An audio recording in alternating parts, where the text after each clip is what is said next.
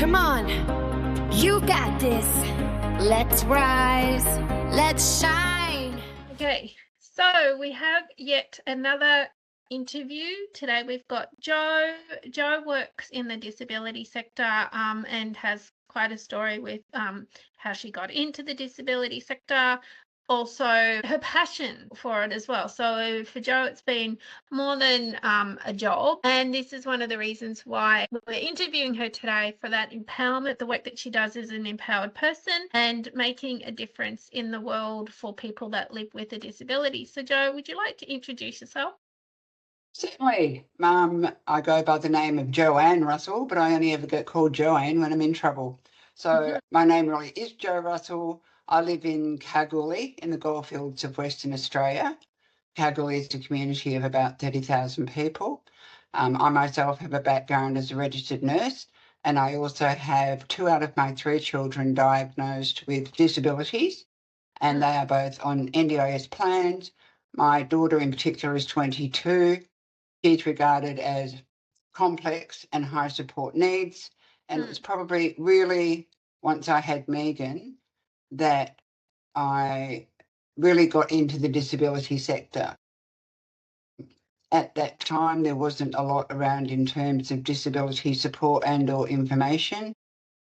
So I decided to go out and find out my own information, particularly when I would be seeking something for Megan and I was told no. I wanted to find out, why have you said no? And is there actually any basis in that? So from that, I segued into acquiring as much knowledge and information as I could about the sector, staying current as it's changed over the years. And now that I'm in the twilight of my life, I've got a period of time that I can help improve this sector, that I can help improve the perspective of people with a disability, because they're my children. So what I do right now is the world that I will leave to my children when I'm not here, and to others, and that's what motivates me. And living in a remote area in particular, ensuring that our community has access to advocacy, a voice. Many people don't have a voice, and I'm very conscious of not being the voice for that person, but standing alongside that person, and best scenario, empowering them to find their own voice so they can then engage in self-advocacy, which is the ultimate outcome. That's me. Awesome. Thank you. And at the moment, at the time of that we're recording this, which is April 2026, I guess everybody in the disability sector in Australia, so the NDIS, is bracing for what is potentially to come in the May budget. And there's been a lot of talk about either reducing the number of people on the scheme or reducing the amount of funding in plans. And I'd be curious actually to run this by you, if it's okay, is that I'm seeing a lot of people on social media, all the various forms of social media, so not just one, and the media are picking this up as well, is that they're saying, you know, like with what it's 740,000 people on the scheme at the moment, allegedly. So that number's subject to change. And they're saying, oh yeah, the average plan is around $65,000, and that's way too much money. So what I did is I gave them a bit of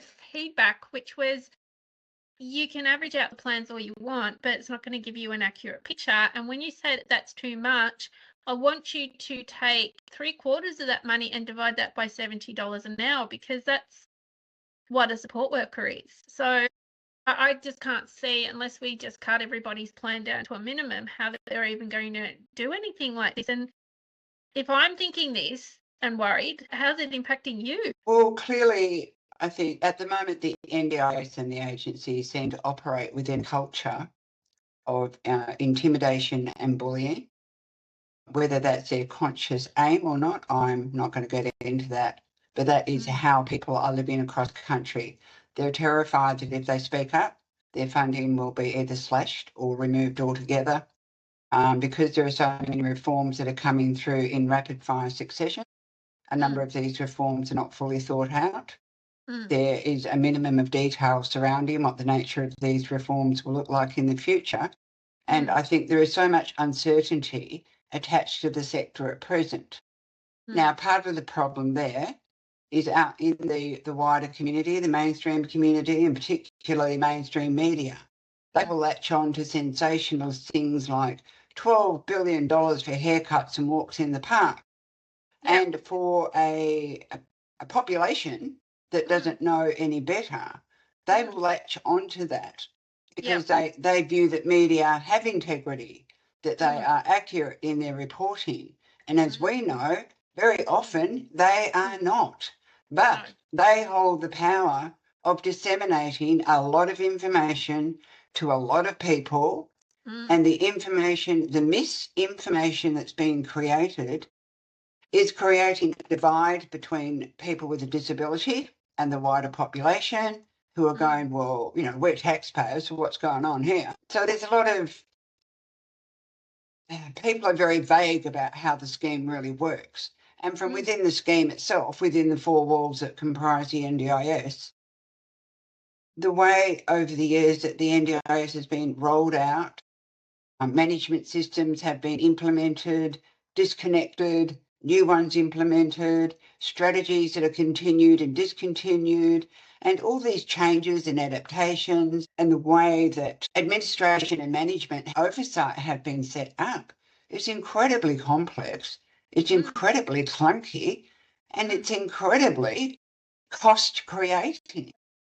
So from within the machinations of the NDIS and the agency itself, this is where some of the drain on funding is coming as they work to make the scheme better. In some cases, they're actually making it worse.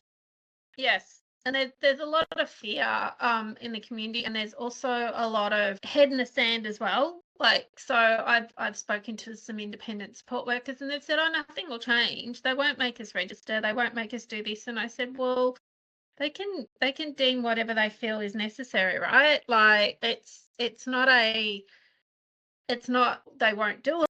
Like, it is one of the things that has been called for is mandatory registration, because I think that that's going to help stop fraud and the overspend of funding. But at the end of the day, even if we took that average plan of $62,000 or whatever their figure is, I know myself, I did the math on, I think it was 20 hours of core support for somebody, which is not a lot, and it was weekday rate, which is $70 an hour. It wasn't even including weekends. It's not a lot of hours over 7 days for someone, and it gets close to it needing to be that minimal 2-hour shift that an employer has to pay an employee. So lots of factors, but if you multiply that by, so the 20 hours by 70, that's $1,400 in a week. You multiply that by 52 weeks, you're looking at over $62,000 just for core support, just for 20 hours. And so many people on the scheme need 24/7 care. All right, so I've got, as I said, 2 adult children. One is a level 1 son who's 37. He's diagnosed with level 1 ASD. He has a job, he drives a car. His requirement for support is just a bit of backup to access to community. So he has access to 4 hours a week of community support. That suits him fine. His plan is probably about $20K a year. On the other hand, my daughter Megan, she is one-on-one 24/7. She has level 3 ASD, intellectual disability, non-verbal, unstable epilepsy, and very, very challenging behaviours of concern at times. So because of her requirement for continuous eyes-on support at all times, her plan obviously is quite highly funded. I think one of the problems when the scheme first came into being was that although the definition of entry into the scheme was severe and permanent disability, instead the floodgates opened and we wanted everybody to have the best life they could. So we were generous and we said, yeah, sure, no worries, come on in. Yeah, you can have that. The power of decision making was meant to be with the participant choice and control, the reassurance of good support over a whole lifetime. But as the funding amounts have risen and the overspend has grown, it's almost like I think the NDIS is trying to claw power back and come down and really, they're returning to what the scheme was originally intended for, but the way in which they're going about it is very ham-fisted. And we also need to remember that in terms of independent support workers, $70 an hour is the rate. In our area, it's even higher because we're remote. But that $70 an hour is not an automatic rate for an independent support worker. That is the rate for an organisation. An organisation will generally take that amount, pay their worker about $35 to $40 an hour perhaps. So there needs to be some education around that too. If you're self-managed, you negotiate your own rates. Yes. If you're plan managed, you still adhere to the price guide, but you can still negotiate rates with an independent support worker. But participants are not aware of that. They think they are slaves to whatever the support worker would like to state their rate is without the background check of what is your skill set, what's your knowledge, your experience, what certificates have you got, why are you actually worth more than a GP? Tell me. Now, in our case, we are plan managed. I actually self-manage. Megan still supports at this stage. So we have a team of 7 to 8 independent support workers. Managing Megan's team is not that dissimilar to running a ward in a hospital, really. I'm very comfortable with that. We have resources, we have compliances. We do things the right way. Okay. Now, I do pay our workers over $70 an hour, but I qualify that by saying penalty rates do not apply. No way, not a snowflake's chance in hell, I would ever pay a support worker double time on a Sunday, say about $150 an hour, to sit on their hemorrhoids while just watching my daughter. So we take that approach. They all have to be very well qualified and very well trained, and I can oversee that.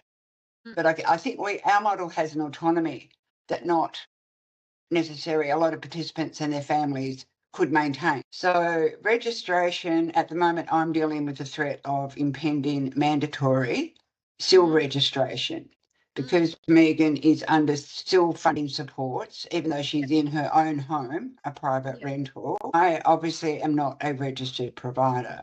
So that is one of the challenges I have. Now, registration enables a greater focus on the operation and oversight of an organisation, which in some cases is badly needed, but registration is not a guarantee to the delivery of safe, high-risk support. No. I have noticed in recent months that I can access Gumtree. Good. I can buy an NDIS registered business second-hand with every care domain registered, participants and optional extra. So registration without the validation and the oversight from the Commission is going to be an exercise in futility unless the oversight is delivered properly. And there's a big if around that. There's a big, big if. Yep. Yes. And at the moment, there's 230,000 people or businesses in some degree. Absolutely. Right? So let's pretend that there was a mechanism in place to handle mandatory registration for all, which is what the media is talking about.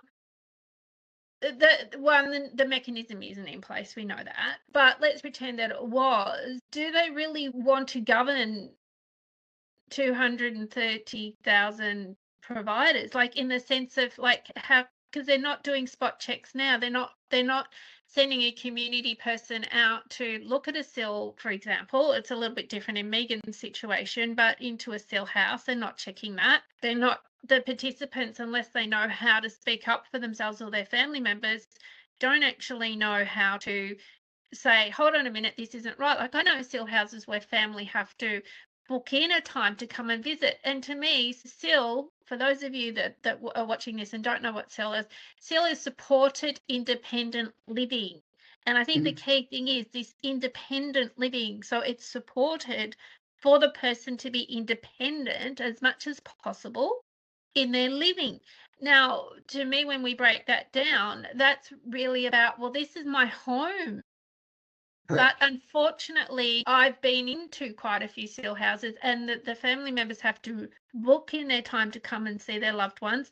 And then at times they're doing respite in that house as well. So those people that live in this house that is meant to be their home are having people come in and stay over a weekend, and they don't know these people and they've not chosen these people, but the provider's going, well, we're doing respite as well. But, well, sure, do respite, but maybe not in the person's home. How would we like it if somebody just suddenly decided that in our home, someone else can come and stay for the weekend that we don't even know? There's a few things around what you've just said there, Jackie. One is, how is the Commission going to have oversight of about, as you said, 230,000 providers? Now, I recently have been participating, I wouldn't describe it as a reform, but a review of what is the definition of an NDIS provider. Now, when you look at things like Chemmart is actually registered as an NDIS provider, and yet it's a retail outlet. So that's why they're revisiting the details of, or what is the definition of a provider. So until we've sorted that out, it's a little bit retrospective that we are now saying we have to have mandatory provider registration when the agency and the Commission are still working out what a provider actually is. Yep. Now, with reference to still homes and still living, organisations and support workers need to understand that that house is not their workplace. It is the participant's home. And they are visiting it within their work capacity, but it is not their workplace. Now, this is why too there has been a review of the practice standards within SIL delivery of support. I'm not sure yet of the outcomes regarding that. I don't think it's been released so far. No, there's been a little bit released, but not much. Correct. So when respite is occurring within another participant's home, that is, well, to me, it's quite blatantly unethical for a start, but possibly not illegal. But I'm pretty sure that that would go against the expected practice standards of what the agency and Commission would expect. The fact that family members have to make an appointment is actually absolutely inappropriate, and any organisation that is implementing that policy need to look back on their registration and their auditing, because that's not on. No, you cannot summarily bar anyone from visiting that home if it is with the participant's consent. Yep. And many SIL participants are safeguarded by the fact that their parent or another family member is their guardian. So the guardian has the voice of the participant. If the participant wants drop-in family support, the organisation should not be obstructing that. Agree, which is why these things do get raised to the Commission. But I think the big thing is that I can hear the passion in your voice around and the advocacy for people to, just because they have a disability, it doesn't mean anything like they should not be treated any differently. They should have respect. They should have choice. They should have control over their life for as much as possible. But it just feels like for a lot of people, it's getting harder and harder. And especially as you touched on before, that the independent support worker, for example, that's coming in and saying, well, I won't work for anything under the $70 an hour is just not okay. So any participants on the NDIS listening to this, you don't have to accept that price. It is the maximum, and it is to cover the companies. Now, I do get into debates with a lot of independents because they tell me that, well, I'm a business and I'm running this. And I have seen in the news lately, on social media, unions are saying that they want a pay rise for the support workers and they want increased fuel allowance for the support workers going out to do shifts in this current status of the fuel situation here in Australia. Now, I'm not going to get into that debate, but at the end of the day, if they were working for someone else, they would still have to budget, right? Yep.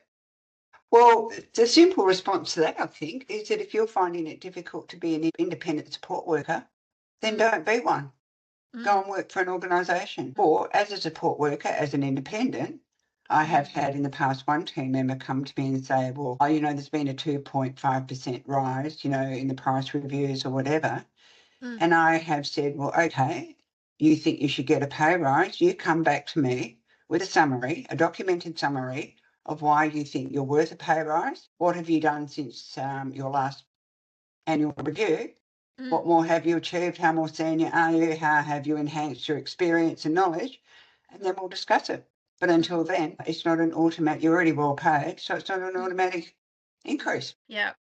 You need to prove to me, not the other way around. Yeah, and that's the thing, that if we weren't talking about disability or the NDIS, it's the same in any other job. I was with an organisation at one point, like for several years, and I didn't automatically get a pay rise every year, even though I'd done ongoing education and training. That wasn't an automated thing. Once we reached a certain point, it wasn't an automated.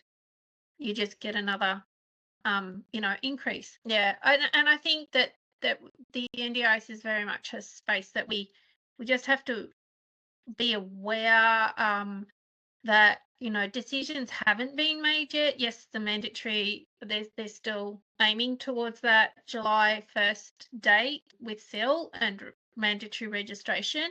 Exactly what that looks like, we haven't heard the finite details. We haven't heard the exact new practice standards yet. We've heard little bits and pieces. And what comes out in the May budget is tough. I just encourage people to be prepared that change will come, because we still have Thriving Kids that's meant to be coming out. And now they're talking about mental health as well. And the ICAN tool, the support needs assessment tool, there's a lot of debate around how effective and how accurate that will be in identifying a participant's needs. And again, in spite of repeated requests, there hasn't been a lot of information or background or really anything disclosed about it, apart from some pilot projects, one of which I've enrolled for, to see how the process, but I'll get chosen or not, I don't know. I know a few advocates that they take part in all the submissions and things like that. I've done quite a few as well, but there gets a point where they don't choose you because you've been part of so many. Yeah, that certainly crossed my mind. Well, hopefully you do get chosen. I think the problem is that originally when the scheme started, it was about giving choice and control to the participant. In other words, the power of that person with a disability was that person, their lived experience was the definition of knowing what supports are best for them. But then as time has evolved, the price guide, when that was created, set a ridiculously high baseline of prices, what supports would cost. And of course, that's risen every year. Yeah. And now it's almost as though, to me, the agency and the commission are trying to claw power back over the participant, rather than the participant having self-determination and autonomy over their own lives. I wouldn't describe it necessarily as a power struggle, but it certainly has the hallmark of that. Becoming who I am, meant to be. Know who I am, be who I am. Accepting all I hold within. Clarity to guide my mind. So you recently did the ISOARe personality profile quiz. How did you find the quiz? Very interesting. I actually love things like personality quizzes and analysing people's temperament, their character, their personality, whether they were born in a certain way or whether they've evolved over a certain way owing to their lifestyle. So no, I really, really enjoy doing it. I'm fascinated by things like that. Yeah. Well, you will love our unique success code that I'm going to be running events with that too. And that's that blueprint. So we take the personality profile result, and when we do it in a group, yours was adventurer that we got for the top one. If we were doing it one-to-one, we'd take the top two, but for when we do it as a group setting, we take the first one. So we get everybody to do the quiz, and then we take them through really focusing on, and I read out the traits, and then they pull on the traits that resonate with them the most, and the strengths, and a few other things. And then we talk about being, like, so a lot of time we talk about doing, what have you done today? What are you doing today? Like that kind of thing. And one of the big questions that I always ask people is, who are you being today? What are you being? Happy? Are you sad? Are you whatever? But the adventurer energy, for those that don't know it, is very much about, well, advocacy does fit into it quite strongly.